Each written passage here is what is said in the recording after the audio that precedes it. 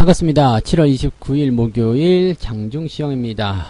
자, 시장이 상승 출발한 이후에 하락세로 전환이 됐습니다. 아우, 답답하죠. 어우, 답답해. 진짜 막 그냥 막 내 쫓아가서 막 때려주고 싶은 그런 정도의 시장인 것 같은데요.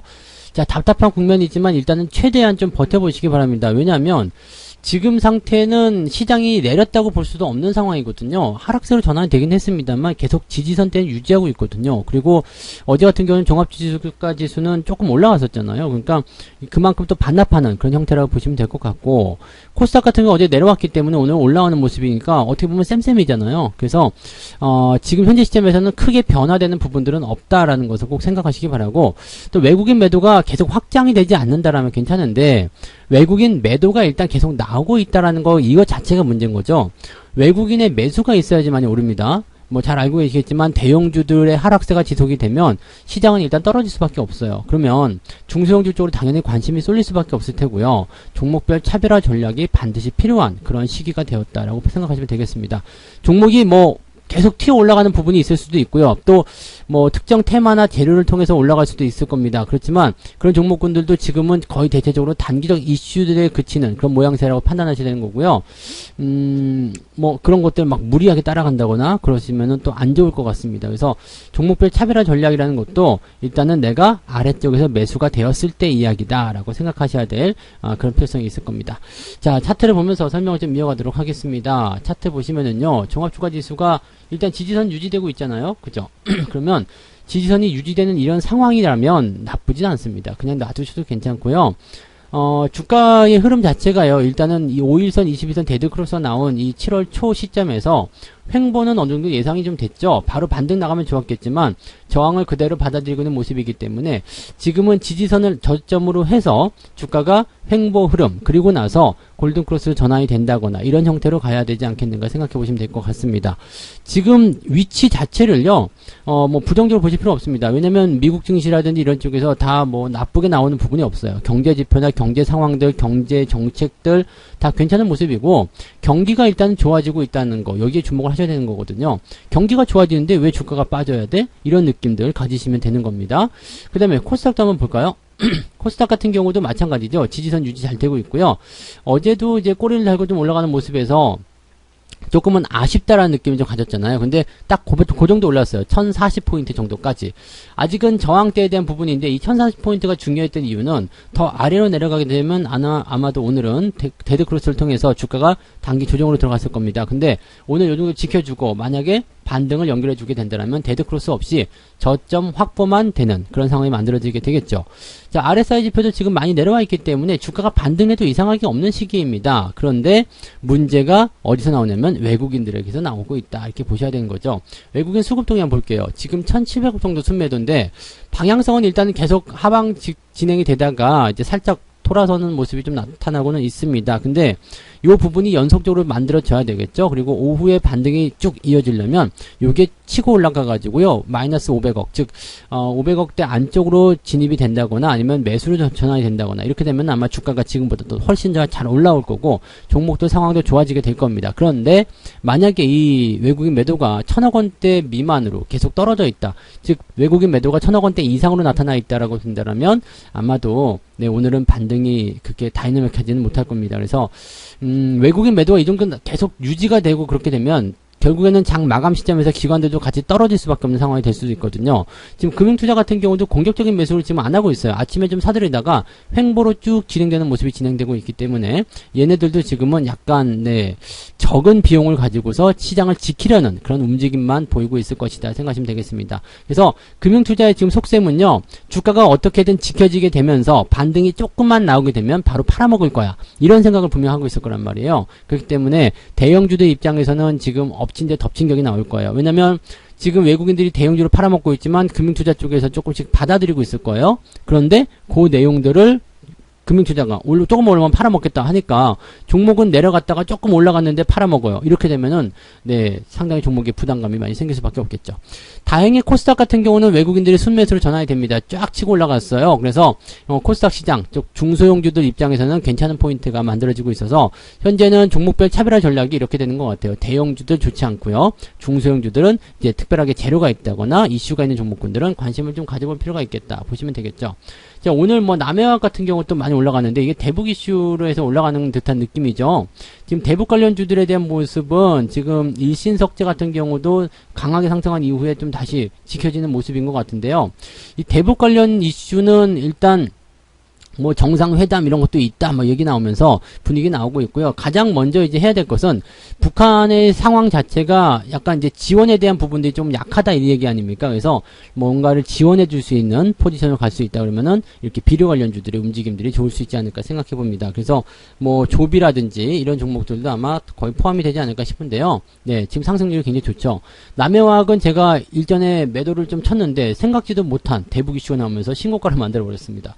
그래서 매도를 아직 못하신 분들 같은 경우는 저는 일단은 매도를 좀 치시면 좋을 것 같기는 한데 이게 왜냐면 이 원래 본래의 재료를 가지고서 막 급등하는 것이 아니라 단기성이라고 볼 수밖에 없는 재료잖아요. 그거 가지고 급등하는 거기 때문에 어떻게 보면 매도하기 좋은 기회를 주는 거 아니겠습니까? 그래서 이렇게 털어내시면 좋지 않을까 생각되는데 뭐 이런 부분들은 가지고 계신 분들이 알아서 한번 맞춰서 생각해 보시기 바랍니다. 올라가고 있을 때는 안 팔겠어. 그러면은 그대로 보유하시다가 변동성 나올 때 매도하시거나 그런 것도 나쁘진 않을 겁니다. 그래서 일단 신고가 나왔으니까 네, 일단은 네, 지난번에 팔아먹지 못하신 분들에게 좋은 기회가 되었다. 이렇게 보시면 되겠습니다. 약간은 배가 아플 수 있겠네요. 아이고, 배야. 네. 자, 아무튼 뭐 그런 상황들이고요. 자, 시총 상위권 한번 볼까요? 시권 상위 종목들 보시면 코스피 쪽은 그냥 별거 없어요. 0. 몇 프로. 포스코는 지금 1.9% 하락을 하고 있는 상태고요. 나머지 것은 별거 없죠. 특히 하이닉스 또 빠지고 있는 모습이고요. 삼성전자도 하락세로 전환되는 모습입니다. 아마도 외국인들 매도가 좀 집중됐으리라 생각합니다. 그래서 여기에서 외국인들 매수가 들어와 준다라면 이 부분들을 좀 방어해주면서 주가가 상승할 수 있는 포인트가 만들어질 것 같긴 한데 아직은 네. 확실시 되지 않고 있다라고 보셔야 되는 게 맞을 것 같아요. 그 다음에 카카오라든지 이런 종목들도 지금은 별로겠죠. 네. 특이사항은 없어요. 삼성바이오로직스가 지금 올라가고 있는 모습은 보여주고 있습니다만 대체적으로 특이사항은 없고요. 삼성물산이 실적이 좋다 얘기 나오면서 주가가 올라가고 있는데 자, 이 부분은 이제 이만큼 올라갔으면 따라가기가 좀 어렵습니다. 지금 제가 13만 6, 7천원부터 계속 추격을 하고 있는 상태이긴 한데 매수 타이밍 잡기가 굉장히 어렵네요. 그래서 이런 것 같은 경우는 이제 14만원 아래로 들어오게 되면 지지선 형성되니까 그럴 때를 한번 노려보는 게 좋지 않을까 생각이 되긴 합니다. 참고하시고요. 그 다음에 코스닥 전체적으로 보게 되면 코스닥은 오늘은 그래도 반등이 좀 있어요. 특히 전기차 이런 쪽 분위기 좀 좋고요. 카카오게임즈가 이제는 네 진짜 단기 조정을 들어갈 것 같은 느낌이죠. 아래쪽 지지가 85,000원대, 8만원대 형성되어 있기 때문에 뭐 거기서 또 한번 지지가 나올 것 같다라는 느낌은 있습니다만 그래도 일단은 한번 꺾였다라고 생각하실 수 있겠고 목표 주가 네 지난번에 말씀 드렸던 데가 이제 8만원대, 9만원대였는데 그 이후에 한 번 더 올랐잖아요. 그 당시에 제가 뭐라 말씀드렸냐면 목표 주가가 얼마 멀지 않기 때문에 갈 것 같다. 그게 105,000원이었어요. 그러니까 그 정도까지 이제 가는 건 괜찮은데 그 다음부터는 약간 네 일단 목표 주가 달성했다. 그러면 어떻게 될까요? 달성했으니까 팔자 이렇게 얘기가 나올 수도 있고요. 또 너무 올랐다는 느낌들 이런 것들이 시장에 좀 부담으로 작용할 수가 있겠죠. 네, 그 외에도 뭐 종목들 보면은 그냥 보합 수준인데 그래도 좀 빨간색이 좀 더 많은 그런 보합 수준이기 때문에 시장이 조금 올라오지 않았나라는 생각을 좀 해볼 수는 있을 것 같습니다. 전체적인 시장 상황에서는요, 뭐 크게 부담될 만한 내용은 없어 보이고 그냥 단순하게 올라가 있는 종목들에 대한 부담감, 그 다음에 많이 내려갔었던 상태에서 회복이 조금 더딘 거 그런 정도가 좀 답답한 모습이지 시장 자체를 나쁘게 보실 필요는 지금은 없지 않겠나라고 생각이 되는 부분입니다. 자, 매매 동향 볼게요. 자, 지금 기관 쪽에서 삼성전자 들어온 거 이거 누군지 아시겠죠? 금융투자라고 보시면 되겠습니다. 금융투자에서 들어온 거고요. 그 다음에 전기차 관련한 부분에서 매수가 들어간 모습, 그 다음에 기아, LG화학, 삼성물산 이런 쪽으로 매수가 들어가 있고요. 하이닉스도 지금 순매수가 들어가 있는 상태입니다. HMM을 팔고 있는 상태고요. 그 다음에 CS윈드, 친환경 관련주들 조금 팔고 있는 모습이긴 하네요. 그 다음에 진원생명과학, 롯데케미칼 이런 것들 다 팔고 있는 상태입니다. 기관들 입장에서는요. 일단은 금융투자가 매수의 포인트를 잡아가고 있기 때문에 지켜지는 게 중요할 거예요. 그러니까 다른 건 팔더라도 시총 상위권 종목들은 가지고 가자. 더 사주자. 시장을 지키게 만들자. 이런 식의 포인트라고 생각하시면 될 것 같고요. 외국인들 같은 경우는 얘기가 다를 거예요. 삼성전자 팔고 있죠. OCI 팔고 있죠. 그 다음에 HMM도 팔고 있고요. OCI는 좀 변동폭이 좀 컸네요. 그 다음에 하이닉스는 어디 있을까요? 하이닉스도 같이 팔고 있죠. 이게 매도가 계속해서 나오게 되면 못 올라가요.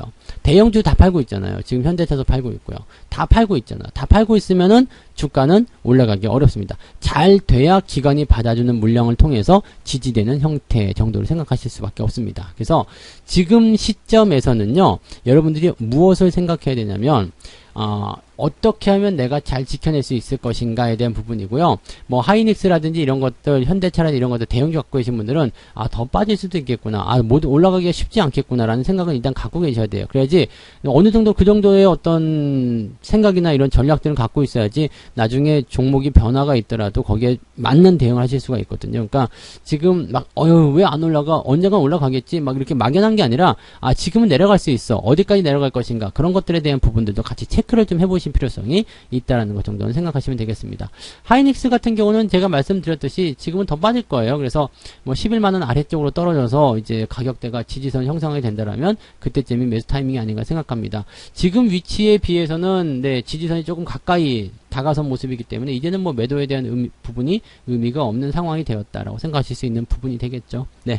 아무튼 대형주 갖고 계신 분들은 올 연초부터 계속해서 말씀드렸던 부분들인데 그때 대응을 좀 잘하셨으면 아마도 크게 문제는 없으실 것 같고요. 중소형주도 지금은 힘들어하는 상황이긴 합니다만 그래도 상황이 조금 낫지 않느냐라고 생각을 해보실 수 있는 부분은 될 것 같습니다. 자, 조금만 더 참고 견뎌내 봅시다. 일단은 포트폴리오가 중소형주인데 코스닥은 올라오고 코스피는 내려가는 상황이기 때문에 아마 포트폴리오 내용은 나쁘지 않을 걸 생각합니다. 여기서 시장이 더 악화가 된다라면 뭐 대형주고 중소형주고 필요 없이 다 빠지겠지만 지금 현재 상태라면은 중소형주 위주의 포트폴리오는 오늘은 그래도 약간 플러스 국면은 보여주고 있을 겁니다. 포트폴리오 그런 식으로 약간 차별화두면서 잘 대응하시기 바라고 아직까지는 중소형주가 우세한 그런 시기다라고 생각해 주시면 될 것 같습니다. 자, 오후에도 여러분들 힘내서 화이팅 하시고요. 여전히 중소형주가 강세다라는 거 절대 잊지 마시기 바랍니다. 저는 마감 시황 때 다시 올게요. 고맙습니다. 본 방송에서 제공되는 모든 정보는 투자 판단의 참고 자료이며 투자의 최종 책임은 본 방송을 이용하는 본인에게 있습니다.